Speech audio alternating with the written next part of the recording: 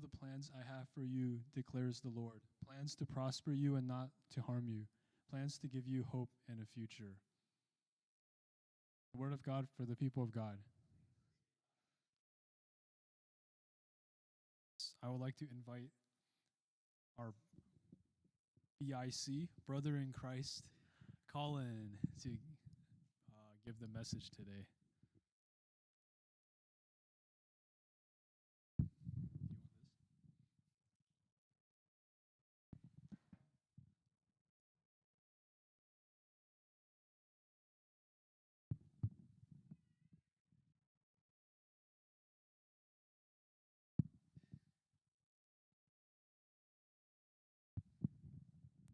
All right, we'll just use this one. Hello, I'm Colin. Uh, Thank you, but I don't need that. I didn't make slides. Um, so Ian Volin told me to speak today like 3 weeks ago. So that's fun. I am definitely not a pastor, and I am not really thinking about being a pastor currently.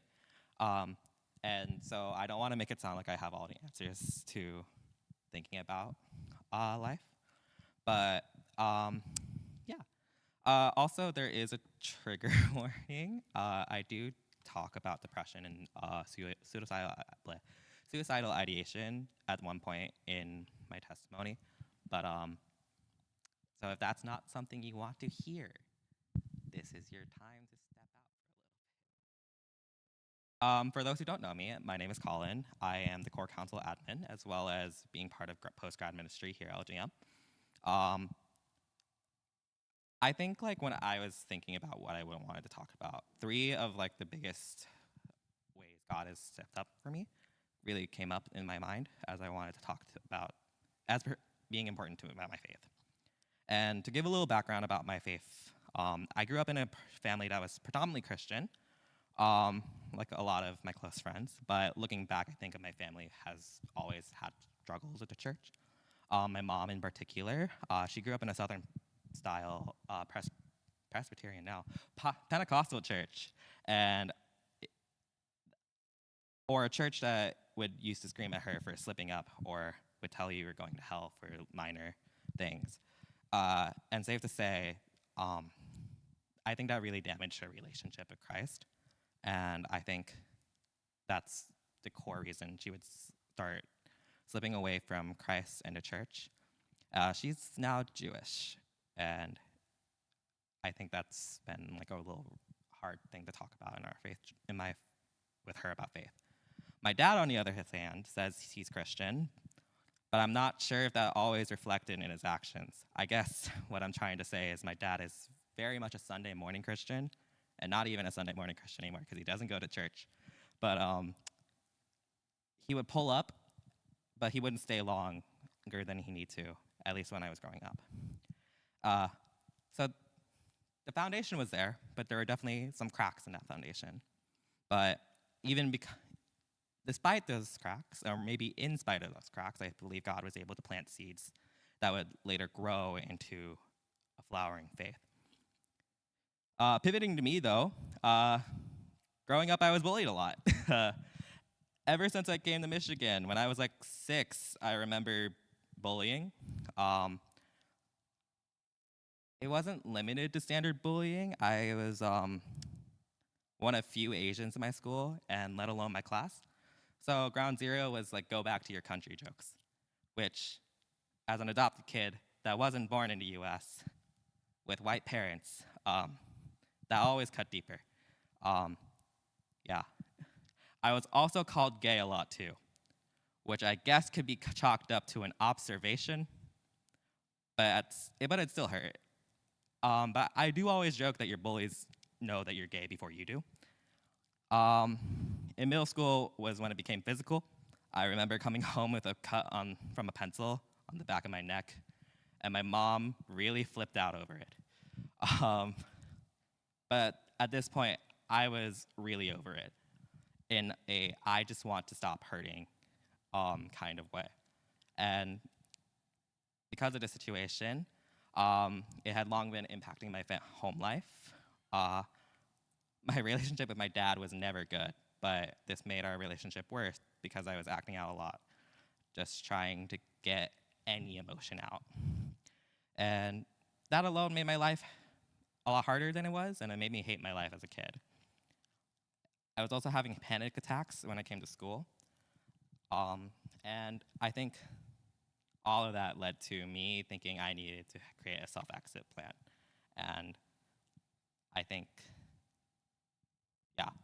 But obviously, I'm still here. Great. um, I think something told me to hold off for at least a few days, even after I drew up that plan. And call it faith, call it a gut feeling, but I call it divine intervention. And I truly believe God stepped in to save my life.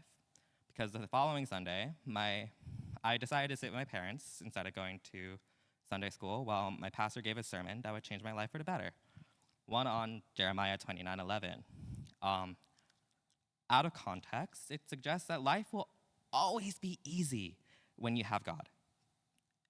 But obviously, that's not going to be true. And this verse stuck out with me for the meaning in context. It doesn't guarantee a life without suffering. Jeremiah's life was never easy. Everyone hated him because he thought he only brought bad news. And at one point, he wished he wasn't born. Instead, it emphasizes that even when things get rough and there's hardship in your life, God has a good purpose and ultimate restoration in mind for his people. And he offers hope and a continued future despite current and future trials. And the too long didn't read part of that is I think that sermon saved my life. It gave Jeremiah a new resolve when in ministry for God, and it gave me hope that one day in the future, my pain would go away. And I'm still here, so that's fun. However, even after that, life would get in the way of my relationship with God. When you're in middle school, you're changing, and in high school, you figure out what those changes are and what changes actually stuck. And shocker, the bullies were right about one thing. I definitely wasn't straight. And when you go to a church with a new pastor that has very strong negative feelings about gay people, and somehow find yourself on a side of TikTok where at best people said gay people don't belong in church community, and at worst people blame the gays for 9/11, get sent straight into an epidemic after your grandmother's funeral,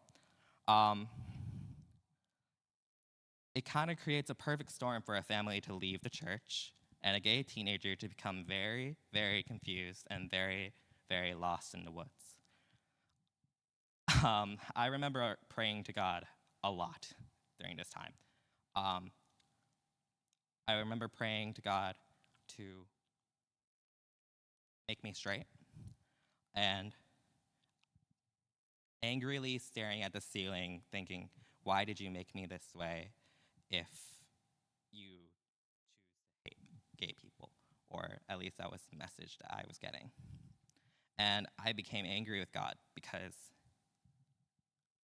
I didn't want to be gay. And when I came into college, I wanted nothing to do with faith because what good is a faith if your God doesn't love you? And clearly, that is, again, not where the story ends. And being straight still wasn't part of God's plan for my life, but he had a better thing in mind. When I came to college, I met an old friend that many people in this church may know, named Reed S. Rye. He happened to invite me to get boba and introduced me to a club called Asian University, which said friend also told me was a sports club. I think his exact words were, we play sports together sometimes. But nonetheless, I was under the impression that it was a sports club and not a Christian fellowship. And when I came to my first Asian University Christian Fellowship small group, I immediately decided I was never coming back. Like I said, I wanted nothing to do with faith coming into college. I felt like I was being catfished into coming back to faith, despite not wanting anything to do with it. And I think, again, the seeds were planted and we're waiting to sprout. So let's flash forward to the end of my first semester of college, where I had the worst semester of school in my life. I went from getting straight A's in high school to barely getting by. I was trying to fit myself into a mold that, looking back, I think God had never intended for me. And I hated all of the things I was doing except chemistry and Korean, and I really, really, really wanted to quit school. Um, so I went back to home, and I was talking to my mom, and my mom kind of saw the writing on the wall. And that's encouraged me to do one thing at least before my time in college was over. Go make friends so you have something to show for college.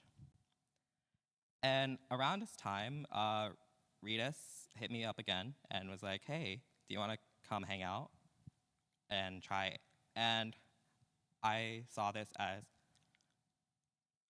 an invitation to try AIV again. And that was the first week of winter semester. And I think that's really when God stepped in and with his plan for healing in my life. And I think it with a particularly broken and hardened heart. I would later come out to read us as gay, and I think in his words, something that stuck out with me was, we are all just trying to find Jesus together. It doesn't matter where you came from, what sins you're dealing with, but you're always going to have God in your life to look forward to. And I would stay in AIV, and I would find people who didn't turn me away, but show me God's love through open arms. Those seeds God planted through an old friend became a community with the echoing words of, we're all just trying to find Jesus together. And coming back, I thought that God couldn't love the one that ran away and the one that wanted nothing to do with him. But I think even to today, as I am implemented or in LGM, God continues throughout my life with love and community. And I think this newfound love really encouraged me to, wow, I'm almost done. That's crazy. But this encouraged me to continue pursuing him in my walk. And during my junior year, I really decided to address the elephant in the room as it pertains to my faith journey. And that's the whole being gay thing. And there was a bit of a disconnect for me, at least with my sexuality versus my faith. And I think that really kickstarted a years-long journey of me trying to figure out what God was calling me to, if in my brain I still considered being gay or having homosexual relations a sin. And I think I had a great mentor, or two great mentors, one named Grace and one named Jordan, helped me think through and gave me a lot of good resources and a lot of resources I found my own. I read a lot of books from different perspectives about the whole being gay thing, tackled with many biblical scholars. What many biblical scholars call the clobber verses, which are verses that I think gay people think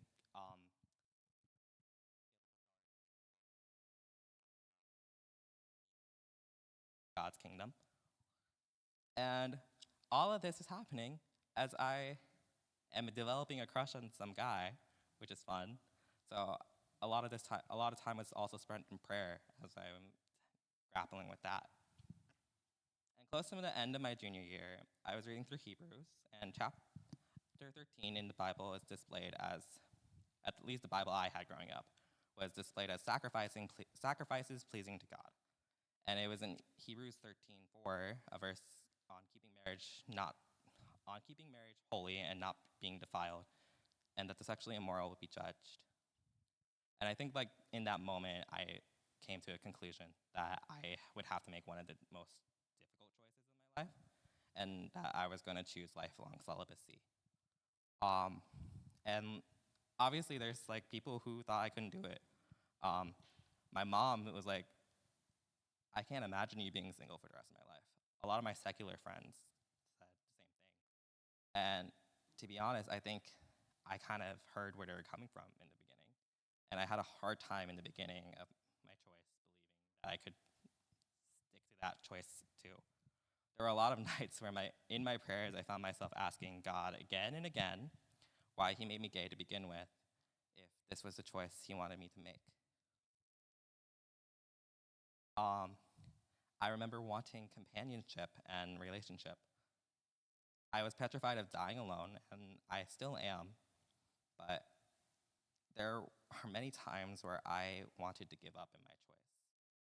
But I think the reality is, and the conclusion I came to it, I will never be alone. God will continue to walk before me, behind me, and most importantly, beside me in every choice I make and every step I make in my walk. And further, I think God has always blessed me with people in my life that will continue.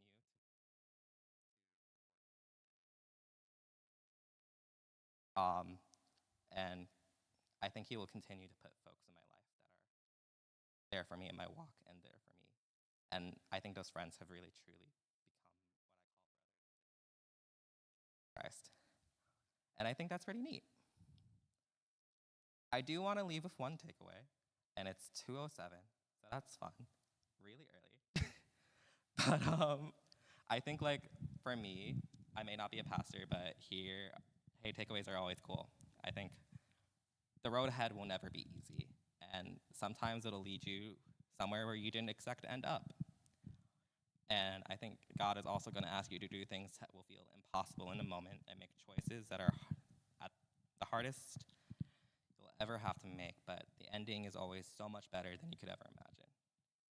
God asked me to give up, to keep going in a race that I wanted to give up in, and a race where it felt like the road had ended.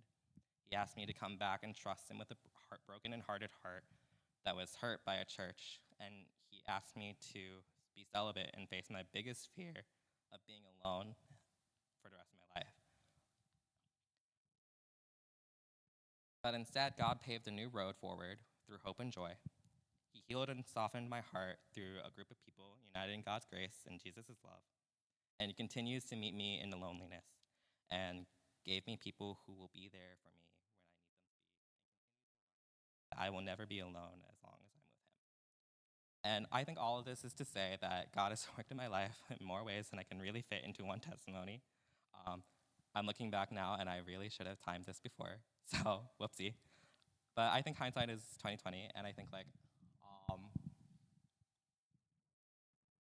there are other stories I could fit to that fit this theme. God has been there for me, and getting hit by a car, trauma from high school that also could deserve its own testimony. And just, I know He will be there for me in the future as well. And I truly believe He will continue to work in my life. And that's all I have written. So, woo.